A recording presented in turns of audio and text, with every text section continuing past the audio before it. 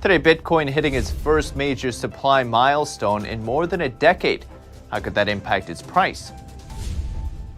A company known for facial recognition delays its Hong Kong IPO after being hit with another U.S. blacklisting. And Time magazine naming Tesla chief Elon Musk Person of the Year. Why did they choose him? That and much more coming up on NTD Business. Good evening. Great to have you with us. I'm Paul Graney.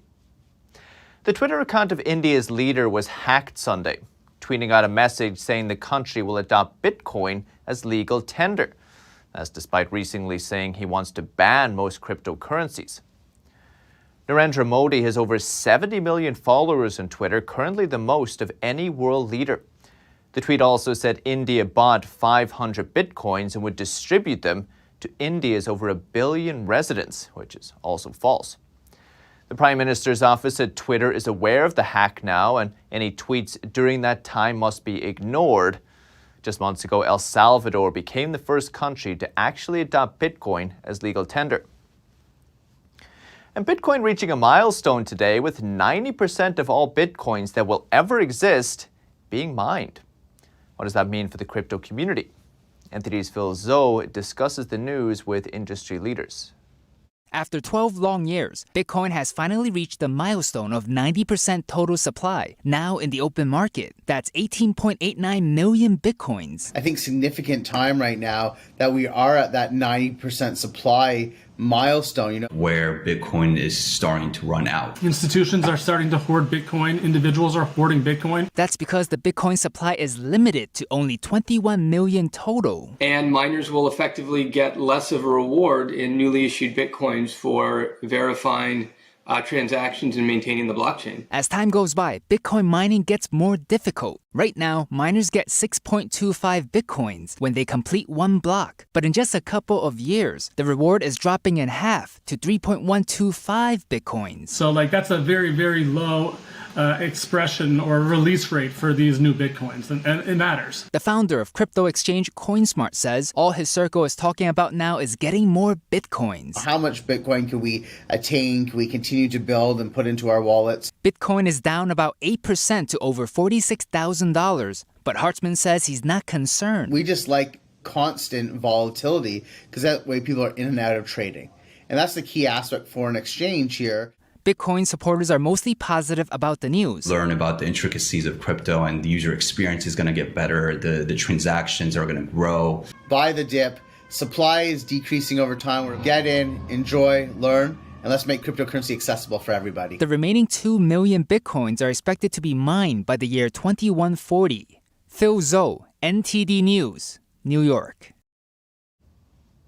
And in the latest sign, blockchain technology, which Bitcoin is based on, is going mainstream. Top banks Wells Fargo and HSBC are reportedly using it to optimize real currency trades. Batten Systems says the banks are using its distributed ledger technology to cut out certain middlemen in foreign exchange transactions. It says this allows trades to be settled in less than 3 minutes. So joining us is Douglas Borthwick, Chief Business Officer with INEX Limited. It's a crypto firm based in New York City. Douglas, great to see you. Thanks for coming on. Thanks for having me. It's great to be here. Douglas, we see Barton Systems, the company behind this technology, boasting a 3 minutes or less settlement time for currency settlements, currency transactions. Why is this so significant? Traditionally, currencies settle around T+2, so 2 days.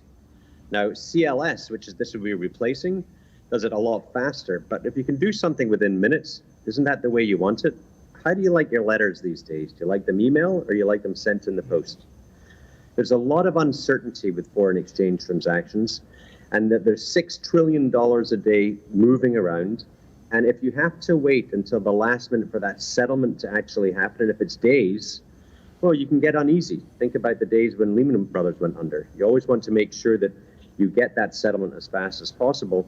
And DLT, or distributed ledger technology, is meaning that you can actually get these settlements done so much faster, so much more efficiently, and it's certainly the way to go.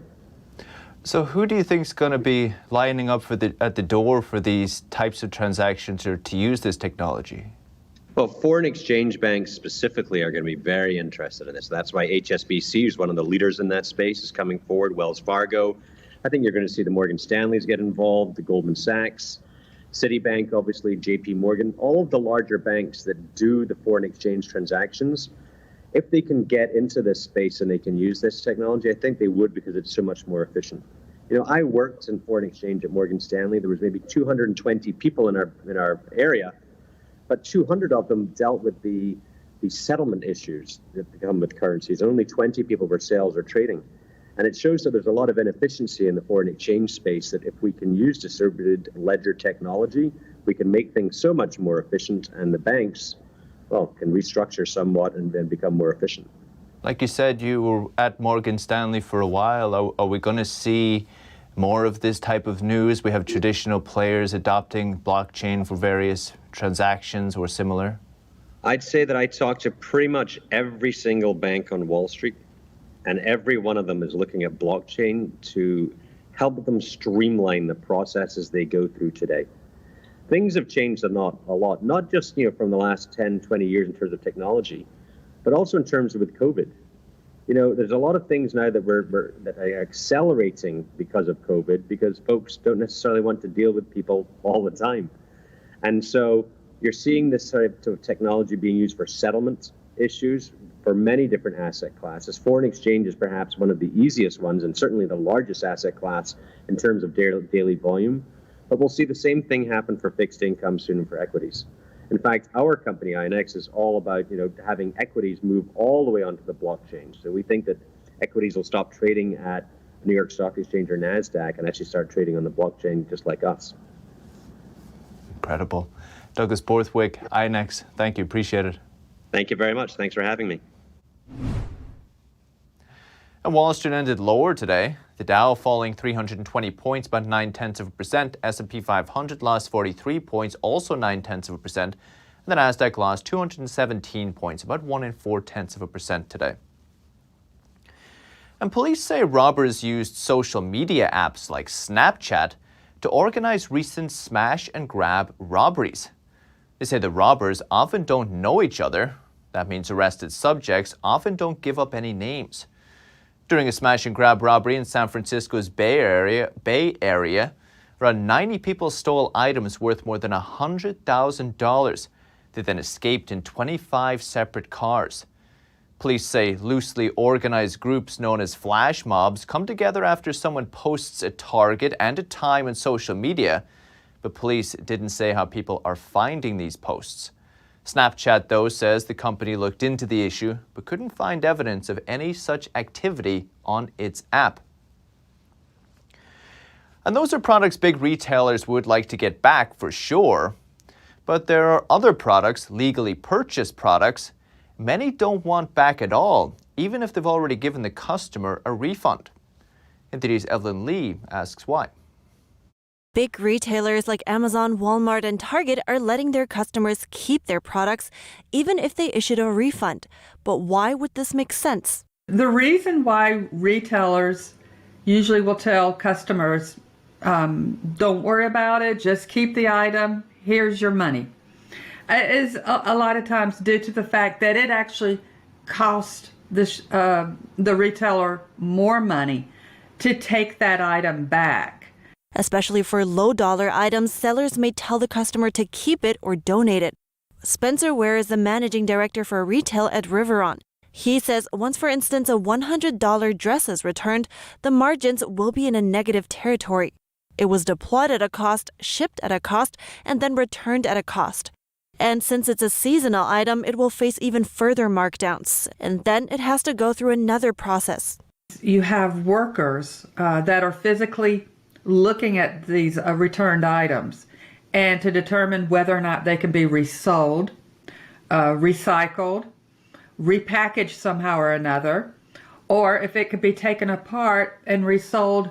And for electronics, that will often take specially skilled workers. But that's amid a worker shortage, higher freight costs, and wage increases. Recently, companies like Target and Home Depot emphasized the growing role of physical stores when it comes to fulfilling e-commerce orders. The way retailers are handling returns today, I think we're going to see a lot of changes by this time next year. Robertson says companies will have to look for ways to reduce their costs moving forward. Evelyn Lee, NTD News. And in a worrying development for the world's fractured supply chains, more than a dozen large Chinese companies have suspended production. It's in response to strict virus control measures. Zhejiang province reported a total of 173 cases with confirmed symptoms over the past week. The companies announced the halt in production through exchange filings over the weekend. Their shares then fell sharply in early trading. Shares for two of them fell more than 7% each. The company said they'd fully cooperate with local officials, who will decide when production can start again. And after the United States blacklisted it, a Chinese artificial intelligence company is postponing its big stock market debut. The U.S. says Sensetime has links to the Chinese military. NTD's Faye Quarter has the details. Chinese AI startup Sensetime Group delayed its planned $767 million listing in Hong Kong Monday. This comes after it was placed under an investment ban in the U.S. The United States is well within its rights, within its own territory, and within its own population and with its citizens to restrict investment of this nature. Sensetime is best known for its facial recognition technology in China. The Treasury Department accuses it of having developed facial recognition programs that can determine a target's ethnicity, with a particular focus on identifying ethnic Uyghurs. The vice president of the Information Technology and Innovation Foundation, Daniel Castro, says facial recognition as a dual-use technology can be applied to target the Uyghur population or use in oppressive ways. It has many very legitimate, appropriate uses, but it also can be developed and applied in ways that don't respect human rights. And companies have a responsibility, of course, to step in and make sure their technology is being used appropriately where they can. Professor of Business Law at Case Western Reserve University, Juscelino Colares, says the Chinese Communist Party has a passion for facial AI technology in that area. So they can control the people they manage to invade and control, obviously. It's estimated that more than 1 million people, mainly Uyghurs and other Muslim minorities, have been detained in a vast system of camps in China's Xinjiang region in recent years. Beijing denies abuses in the region. China says the new U.S. sanctions on Sensetime were based on lies and disinformation. However, the company said it remained committed to completing the offering. It would then publish a supplemental prospectus as well as an updated listing timetable. Faye Quarter, NTD News. And Time magazine has named Elon Musk Person of the Year. The CEO of Tesla and SpaceX became the world's richest person in 2021 and impacted life on Earth and beyond. Time has named a Person of the Year since 1927. The magazine picks someone who impacted a group, a movement, or an idea over the past year. But this year, Time did not release a short list of contenders for the spot.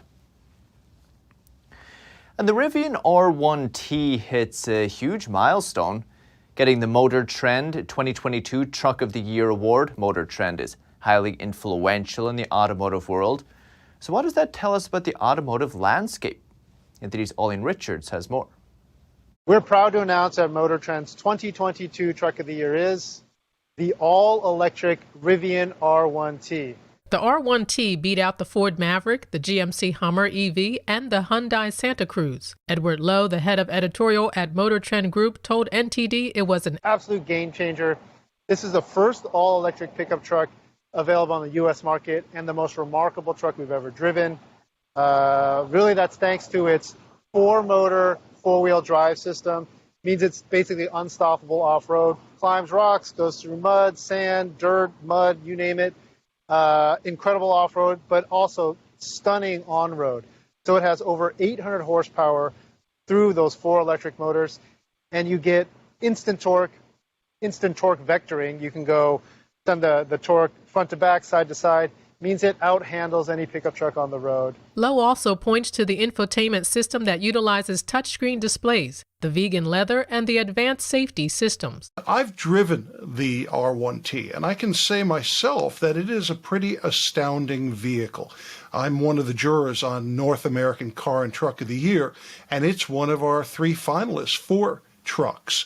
I would be very, very unsurprised, if you will, if it won on our end as well. Paul Eisenstein is the editor-in-chief of the Detroit Bureau. Eisenstein says it's interesting that not only was the all-electric R1T named Truck of the Year, but that barely a month ago the electric Lucid Air was named Passenger Car of the Year. The 2 awards taken together are significant in several ways. First of all, they tell you just how good the new crop of electric vehicles is, and it also says that there are some serious challengers going after the established automotive order. The established order is being shaken up like we've never seen in the auto industry, at least not in 100 years. The R1T has an EPA estimated range of 314 miles, takes 3 seconds to go from 0 to 60 miles per hour, and can tow up to 11,000 pounds. Arlene Richards, NTD News. And the White House released an ambitious plan to boost electric vehicle adoption today. It plans to build 500,000 charging stations across the country, with the Vice President unveiling the plan today while visiting an EV facility in Maryland. The money will come from the bipartisan infrastructure bill. That's the one President Biden signed last month, which will dish out $5 billion to states to build a charging network. The Build Back Better plan, now pending in the Senate, also includes a $7,500 tax credit to lower the cost for consumers to purchase electric vehicles. Biden has set a goal that electric cars and trucks account for half of new vehicles sold by 2030. For now, that number is only 12%. And hedge fund giant Bill Ackman is joining the debate over the BBB's proposed changes to increasing the state and local tax deduction, known as SALT. The House raised the SALT deduction from $10,000 to $80,000 in its version of the Build Back Better Act. But Ackman today tweeted out it makes no sense. Why should low-tax states subsidize high-tax states? He added, I thought the BBB was to benefit the poor at the expense of the rich. Raising the SALT deduction would benefit wealthy people in high-tax states, according to many experts. But House Democrats voted for it, with Senate Democrats saying it would give the rich too much of a tax break, and they want to scale it back. And the Wall Street Journal is reporting that some of the nation's biggest hospital systems have dropped their COVID-19 vaccine mandates, says they struggle with a labor crunch. Hospital operators including HCA Healthcare, Tenet Healthcare, along with nonprofits Advent Health and the Cleveland Clinic, have done away with the mandates. The move comes as hospitals face rising labor costs and staff shortages. Hospital executives cited by the Wall Street Journal blame vaccine mandates as a factor squeezing labor supply. The American Hospital Association estimates that around 42% of U.S. hospitals have mandates in place. With that, we're going to take a quick break, but still to come this evening, bad news for future space travelers. The FAA will stop giving out commercial astronaut wings. Why? And a fashion firm in Argentina finds a new source of inspiration and materials from the oil industry. Find out what is turning into shoes, bags, and purses. With that and more coming up on NTD Business.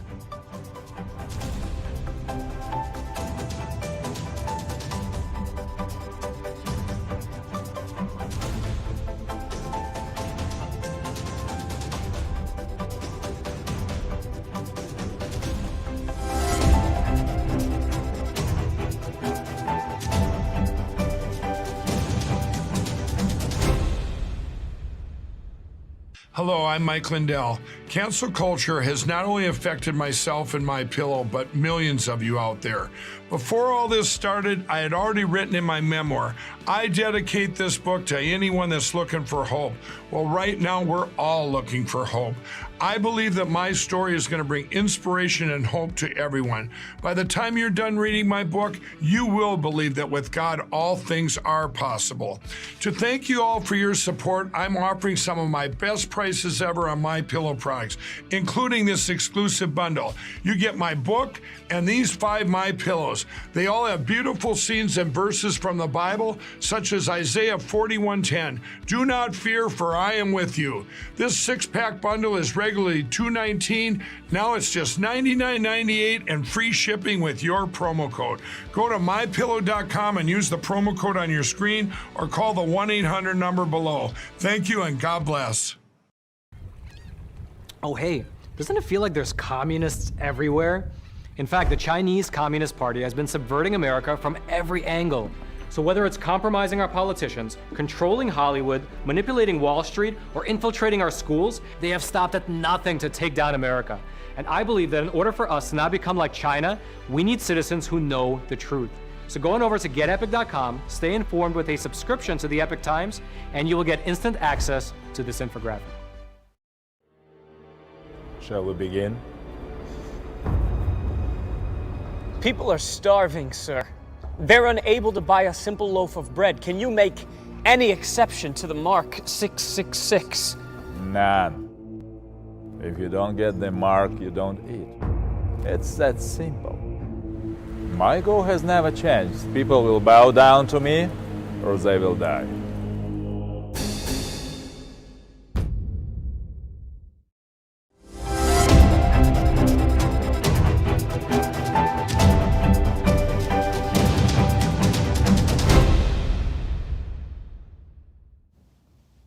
Welcome back.